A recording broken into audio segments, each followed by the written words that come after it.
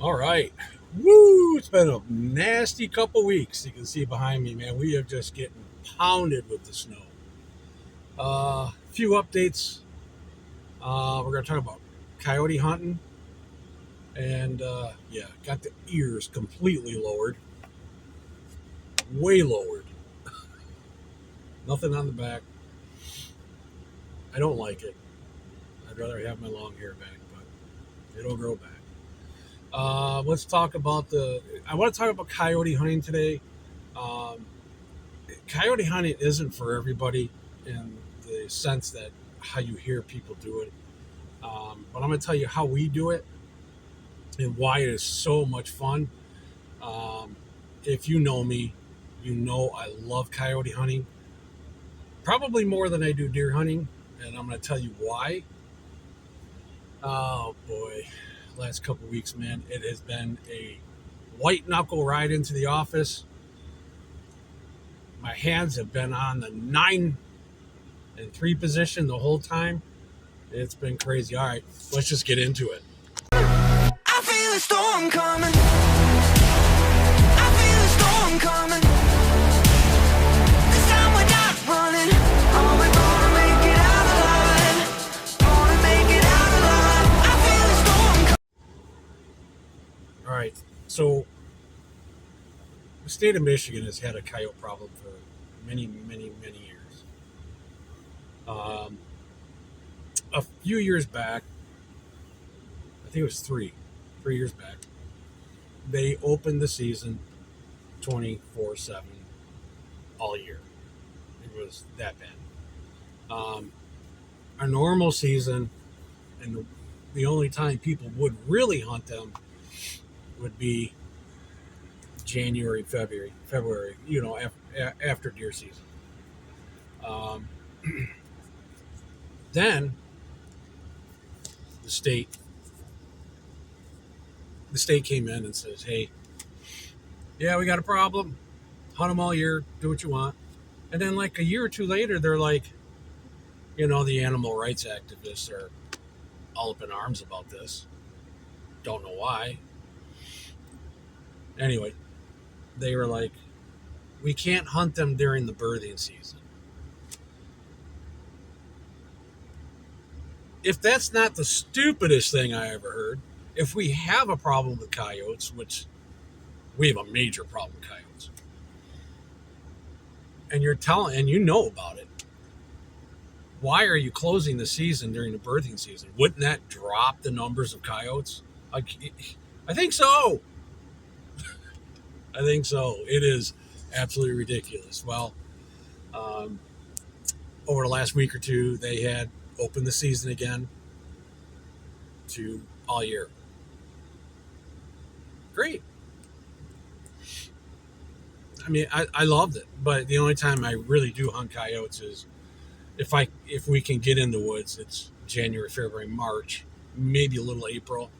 Um, yeah, April's kind of tough. The weather warms up. You got yard work to do. You got a Harley motorcycle you got to ride, or you got a side by side you want to get in the woods. I mean, there's other things, but this year you can't get in the woods. It is noodle deep. If you don't know what that means, ask somebody. Um, Christy and I are actually thinking about trying to get out this weekend and doing some coyote hunting.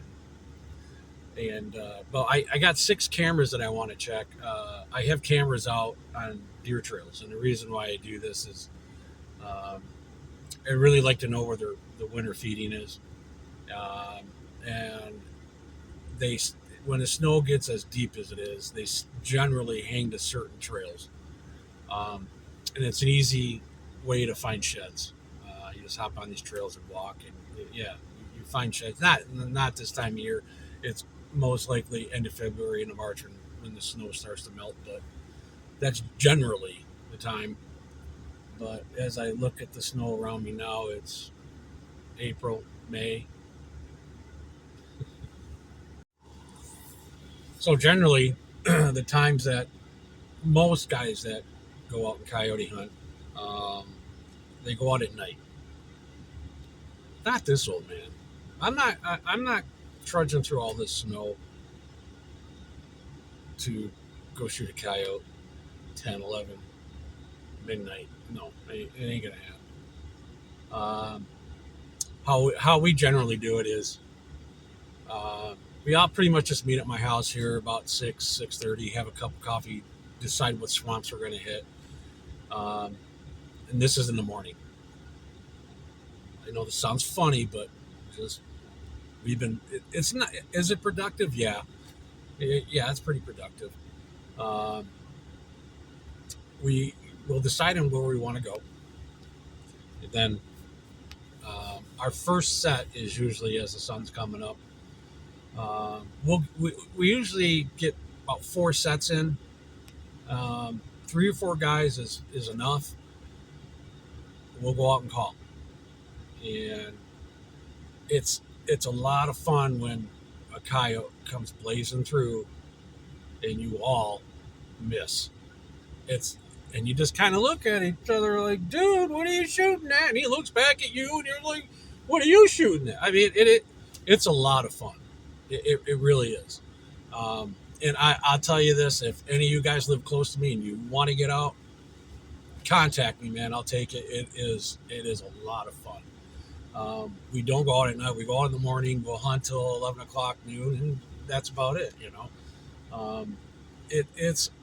It's about the camaraderie. It's about having fun. Uh,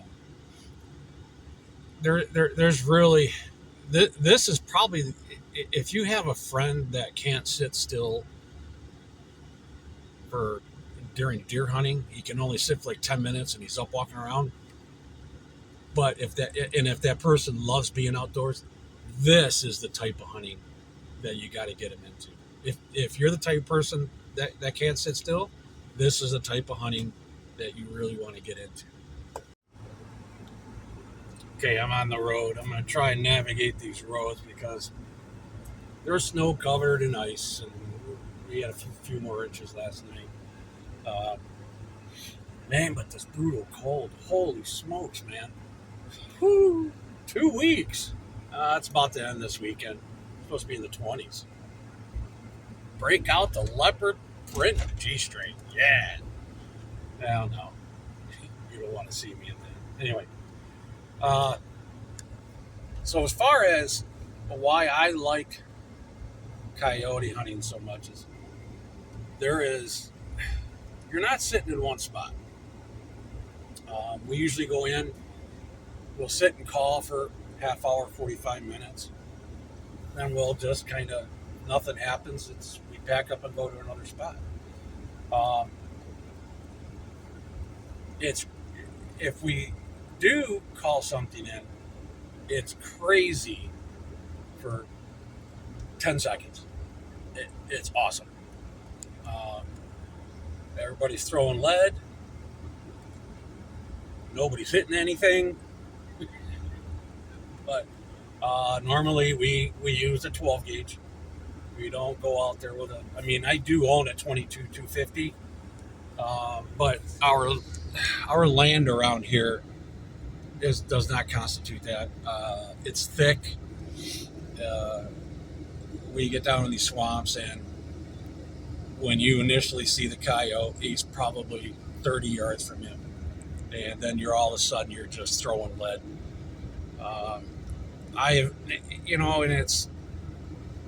I've missed more than I've gotten because it happens that fast. It's a lot of fun. It truly is a lot of fun. But now that this being that the state has opened up the season all year, I might have to dabble into the April and May part of the year to do this, as long as the bugs are down. The bugs, black flies, the gnats.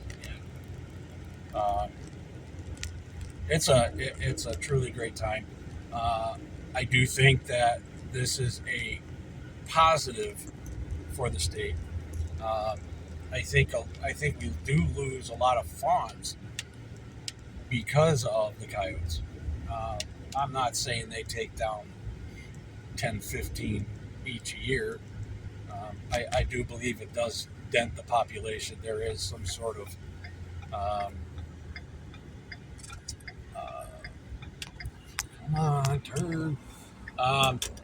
There's some sort of dent in the herd that uh, by taking some out, it does help. Um, we like I said, we use 12 gauge, um, usually a heavy shot.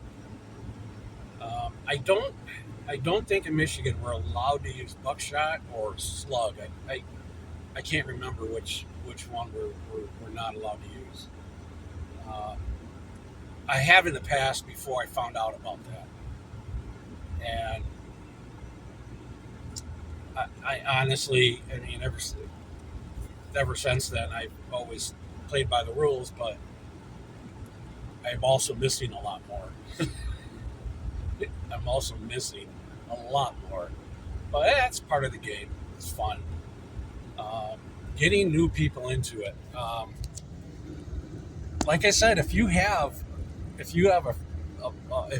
or a friend of yours, you guys just can't sit still in the woods, man. This is a freaking awesome, awesome thing to do. Uh, Bobcat, we hunt bobcat along with that, but now you have to have your bobcat, your fur bearers in by November 1st, and that's a hard thing to do because our bobcat season is a little different. It looks like it's been changing over the years. I think they only had it for the month of January. Now it's January, February, and so you got to think to yourself, can I get out to even coyote hunt? Do I want to spend that money right away? Although our coyote is under our base license, which you do buy, which is cool, you got it. But if you can't get out, like right now, like if this weekend, if we try and get out, I don't think we're going to be able to get out because we have that much snow. When I say noodle deep, it's noodle deep. Again, if you don't know, ask a friend. Um, when you see deer walking through the woods and they're pushing snow with their chest, she's a bit deep. So to buy a bobcat license the 1st of November, now you might say it's probably $10. Now a guy wants to save $10. But I do understand the why they do that. Of course, it's about the money. Second thing is, I'm sure, I'm not saying I know, but I'm sure there are people out there coyote hunting to shoot a bobcat, then they go buy the bobcat tag. Yeah, I think that's happened quite often. But we never done it. We've always bought it when we went out. Uh, Back in, I think it was 2012 or 2013. My buddy and Derek and him and I just went out by ourselves. He had never been predator hunting or anything along that lines. I respect his hunting. I know how he deer hunts, and so I took him out. We both had our bobcat tags, and yeah, we were out there. I don't know, 20 minutes. He shoots a bobcat. I couldn't see it, and he was sitting maybe 10 feet from me. This thing snuck in. I seen Derek raise his gun. I'm thinking to myself, what the hell is he doing? Checking his sights? And he pulls the trigger, and he just kind of has this look on his face like, we shot a bobcat. I thought it was the funniest thing, just to look on his face. But it was awesome. And,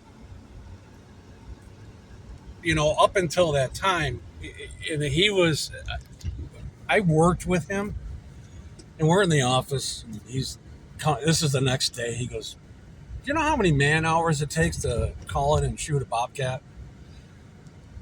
I'm thinking, I don't know, 10. He's like, it's like 40,000 hours or 4,000 hours.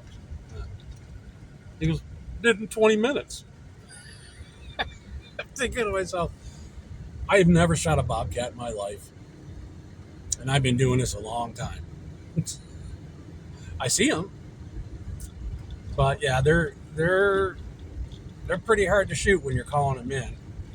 Here at least, because man, it's so thick. They kind of pick you off before you can pick them off. Back to the story. The next week, he brings his buddy Drew. Now, Derek's bobcat was it was like 20 pounds, which is it's about average, yeah. And Drew comes out with us. First spot we sit is the same exact spot. I'm doing the calling. Derek is to my right and Drew's to my left. They're all about 50, 60 yards away from, we're 50, 60 yards away from each other. We're calling. We're into about 30 minutes. Bang! I kind of look over at Derek. We didn't know what to do because Drew just shot. Didn't hear a peep out of Drew. Heard nothing.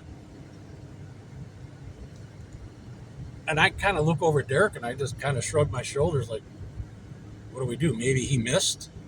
So I keep calling for a couple more minutes and I'm thinking maybe there was an accident. Maybe his gun like falsely discharged and something happened. Because usually when you shoot something, you're jumping for joy. Not Drew. Nope. So I go over there. Derek comes walking over, and we go walking over, and Drew was still hunkered down, holding his gun. I'm thinking, I just whistled. Hey, you missed? He goes, no, he was laying over there. I'm like, what? He goes, bobcat.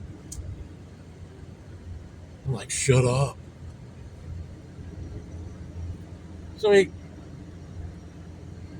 comes walking over to us, and I'm like, well, let's, okay, Sean, why didn't you say something to us? I mean, we're kind of over here wondering what the hell's going on. He goes, I don't know if it's a big one or not. Get over there.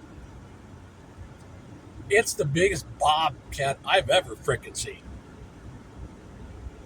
41 pounds of bobcat, female.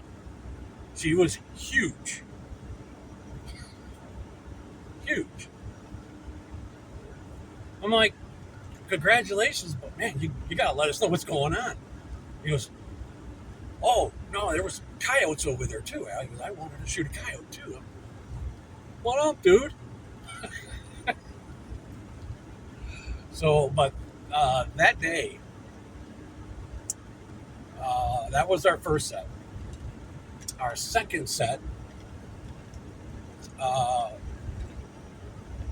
we walked through an area that we've had hunted in the past, and there are coyote tracks everywhere. I'm thinking, this isn't normal. There's something up. And we walk a little further down the path, and bingo, there's a dead deer. I just kind of looked at Derek. I'm like, yeah, we're setting up right here. Let's just the three of us just made a triangle around this deer. And I start calling, but I didn't use a distress, like a rabbit distress. I used other coyote sounds. And immediately, within minutes, there were coyotes all around us. Obviously, that was a pack. And yeah. So I got two in front of me, and I'm going to pull the trigger, and my gun misfires. And they hear it. I'm like, they hear the click. I'm like, what the frick? They take off, and they kind of circle around to my right, and all I hear is bang. Yeah, Derek got a nice big coyote. Nice. Here I am calling again, not getting anything. But that changed. We did a third set. By now it's 10, 11 o'clock. And I'm thinking, this is probably going to be last set. They're probably denned up for the day already. I wanted to go try out this other little swamp. We trudge in there. The snow was up past our knees. We trudge in there, sit down. Out of nowhere, I didn't see this coyote until it was probably 20 feet in front of me. I caught glimpses of it. And it ran over by Drew. I looked over, Drew raises his gun, and then he sets it down real quick. And then all of a sudden, that coyote's in front of me again, and I put a hole in him. I put a big old hole in him. Now, this is the whole odd thing about this day was a 42-pound female bobcat. We never weighed Derek's coyote, but I'm guessing it was probably 50, 60 pounds, which is a fairly big coyote. My coyote had two legs. Two legs. If you don't believe me, I'll send you a picture. I shouldn't say two legs, from like the elbow down on its right side was gone. Both the front and the back. I don't think it was caught in a trap because it had its pads. It was really weird. And I got a full mount. I did a full mount on it because it's cool looking. And that was a really good day in the woods coyote hunting. Like I said, we go out at sunup and we'll do 3, 4, 5 sets depending on how the movement is. Usually by the third set, if we don't see anything, we're out. We're done for the day. But yeah, it's very, very, very fun. You don't have to go out at night. You don't have to sit over fields. Just carry a shotgun, a 12 gauge with you. Get down in some thick cover and start, calling. They're like deer. They're gonna move. They hear something. They're gonna move. They want food, especially now when it snows this deep. That's why we are talking about going out this weekend. The snow is this deep, and they hear a free meal. They're going to be coming in.